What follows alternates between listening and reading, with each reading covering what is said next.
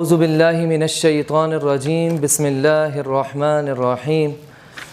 اللہ تبارک و تعالیٰ کا بے حد فضل و کرم، اسی کا احسان ہے کہ اللہ تبارک و تعالیٰ نے ہمیں ایک مرتبہ پھر رمضان کریم عطا فرمایا اور ہمیں اس میں جمع ہو کر تراویح پڑھنے کی سعادت نصیب فرمائی۔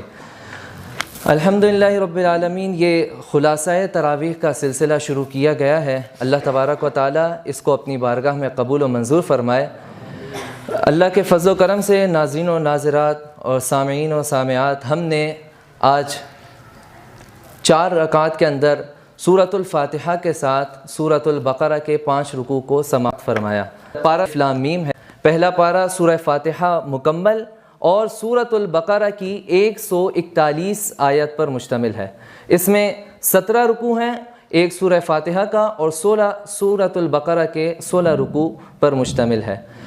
سورہ فاتحہ یہ مکی صورت ہے اور اس میں 7 آیتیں اور 1 رکوع ہے۔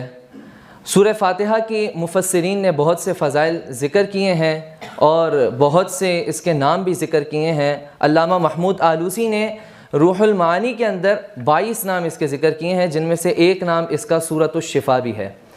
سورۃ الشفا بھی اس کا نام ہے، اور مفسرین نے یہ بات لکھی ہے، علماء کرام نے یہ بات لکھی ہے کہ دم میں اثر لانے کے لیے اور اپنے روحانی امراض کے لیے جو شخص سورہ فاتحہ فجر کی سنتوں اور 2 فرضوں کے درمیان 41 مرتبہ 40 روز تک پڑھتا رہے گا، اللہ تبارک و تعالیٰ اس کی برکت سے اس کے روحانی امراض میں اس کو شفا عطا فرمائے گا اور اس کے دم میں اثر بھی پیدا ہو جائے گا۔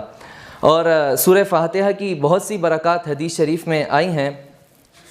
تو سورہ فاتحہ کی جو ابتدا ہے وہ پہلی آیت میں اللہ تبارک و تعالیٰ کے تمام کمالات اور خوبیوں کا اعتراف کے لیے اس کو حمد کا عنوان دیا گیا، اور پھر تمام کائنات کی ربوبیت کو تسلیم کرنے کے لیے رب العالمین کی صفت لائی گئی۔ یعنی الحمدللہ رب العالمین میں جو رب العالمین کی صفت لائی گئی، مراد یہ ہے کہ اللہ تبارک و تعالیٰ ہی تمام جہاں کا پالنے والا ہے، وہی تمام جہاں کا پروردگار ہے۔ اور پھر اللہ تبارک و تعالیٰ نے اسی طرح سورہ فاتحہ کے اندر اپنی صفات کو ذکر کیا۔ اس کے بعد ہم سورہ فاتحہ میں دعا مانگتے ہیں، اہدنا الصراط المستقیم صراط الذین انعمت علیہم غیر المغضوب علیہم ولا الضالین۔ اے اللہ تو چلا ہمیں سیدھے راستے پر۔ اور پھر ہم دعا میں کہتے ہیں کہ راستہ ان لوگوں کا، یہاں پر ہم یہ کہتے ہیں کہ ان لوگوں کا راستہ، لوگوں کے راستے پر چلا۔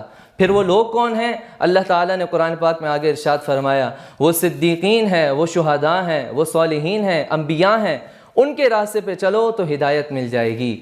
تو راستہ ان لوگوں کا جن پر تو نے انعام فرمایا، اور ان لوگوں کے راستے پر نہ چلا کہ جن پر تیرا غضب ہوا اور جو گمراہ ہو گئے، ان کے راستے سے ہمیں بچا۔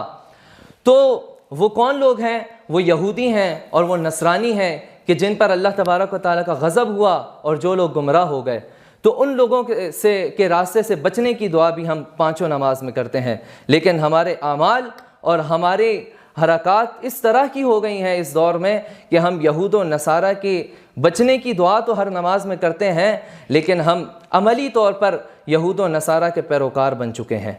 تو اللہ تعالیٰ سے دعا ہے کہ اللہ تبارک و تعالیٰ ہمیں یہود و نصارہ کے پیروکار بننے سے بچائے اور دین اسلام پر پختگی کے ساتھ چلنے کی توفیق عطا فرمائے۔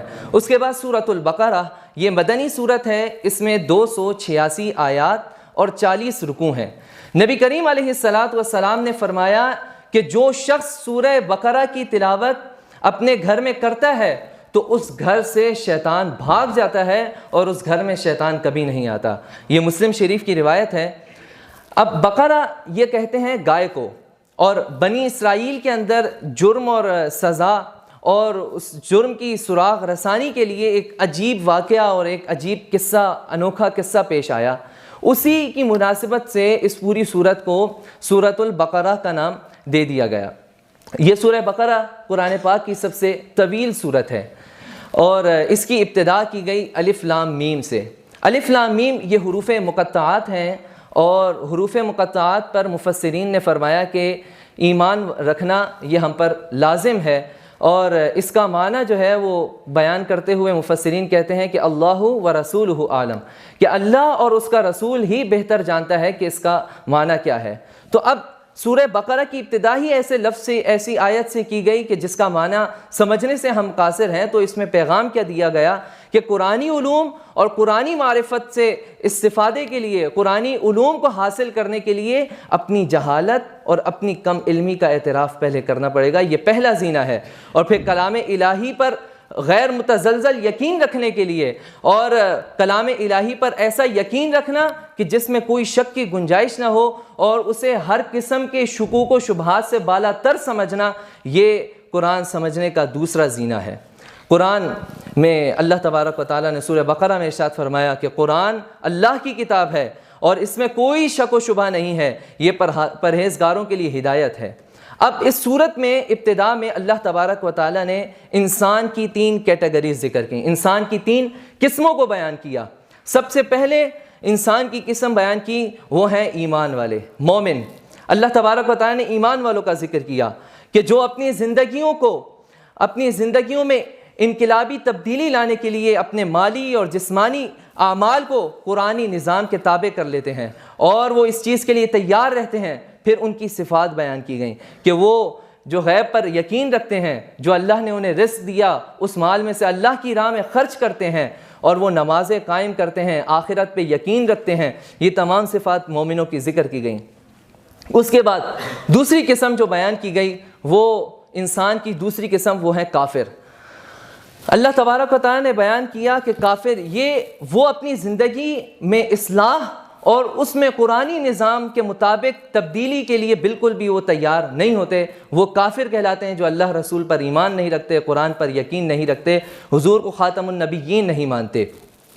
تو ان آیات میں اللہ تبارک و تعالیٰ نے فرمایا کہ اے پیارے حبیب، آپ انہیں ڈرائیں یا آپ انہیں ڈر نہ سنائیں، بہر صورت یہ جو کافر ہیں وہ ایمان نہیں لانے والے، کیونکہ اللہ تبارک و تعالیٰ نے ان کے دلوں پر مہر لگا دی ہے، ان کی آنکھوں پر پردہ ہے، اور ان کے لیے آخرت میں بڑا شدید عذاب ہے۔ اس کے بعد انہی 5 رکوعات میں اللہ تبارک و تعالیٰ نے منافقین کا، جو میں نے آپ کو بتایا کہ 3 قسموں کا اللہ تبارک و تعالیٰ نے انسان کی ذکر کیا، انسان کی 3 قسموں کا بیان کیا۔ پہلی قسم مومنین کا ذکر کیا، پھر کافروں کا ذکر کیا، اور تیسری قسم انسانوں کی وہ خطرناک لوگوں کی قسم ہے جو منافق کہلائے جاتے ہیں۔ وہ منافق کہ جو دل میں تو وہ یقین نہیں رکھتے، قرآنی نظام کے منکر ہیں، مگر ان کی زبانیں ان کے مفادات کے گرد گھومتی ہیں۔ جو آیت ان کے حق میں ہوگی، جو آیت ان کے مفاد میں ہوگی، اس کو تو وہ مانیں گے، لیکن جو آیت ان کے مفاد کے خلاف ہوگی اس سے وہ انکار کر بیٹھیں گے۔ تو اللہ تبارک و تعالیٰ نے ان کا ذکر قرآن پاک میں ارشاد فرمایا، پھر 2 مثالوں کے ذریعے منافقوں کی 2 قسموں کا ذکر فرمایا۔ اس کے بعد انسانیت سے پہلا خطاب فرمایا کہ یا ایھا الناس اعبدوا ربکم الذی خلقکم والذین من قبلکم، اے لوگو تم عبادت کرو اس رب کی، اپنے اس رب کی عبادت کرو جس نے تمہیں بھی پیدا کیا اور تم سے پہلے لوگوں کو بھی پیدا کیا۔ اس کے بعد پھر قرآن کا چیلنج موجود ہے کہ تمام کفار عالم دنیا میں، تمام کفار مل کر بھی قرآن کی ایک سورت کی مثال نہیں لا سکتے۔ یہ قرآن کا چیلنج موجود ہے۔ اللہ تبارک و تعالیٰ نے فرمایا کہ یہ لوگ ہرگز قرآن کا مقابلہ نہیں کر سکتے، قرآن کے مقابلے میں ایک سورت بھی نہیں لا سکتے، کہ قرآن اتنی عظیم و شان کتاب، اللہ کی طرف سے نازل کی ہوئی کتاب ہے۔ اس کے بعد پھر حضرت آدم علیہ السلام کی تخلیق کا ذکر اور آدم علیہ السلام اور ابلیس کا قصہ بیان کیا، اور اس کے بعد پھر بنی اسرائیل سے اللہ تبارک و تعالیٰ نے خطاب فرمایا، پہلا خطاب، اور اس رکوع میں بنی اسرائیل کا تذکرہ فرمایا۔ اللہ تبارک و تعالیٰ سے دعا ہے اپنی نافرمانیوں سے ہمیں بچائے اور اپنی فرمانبرداری کرنے کی توفیق عطا فرمائے۔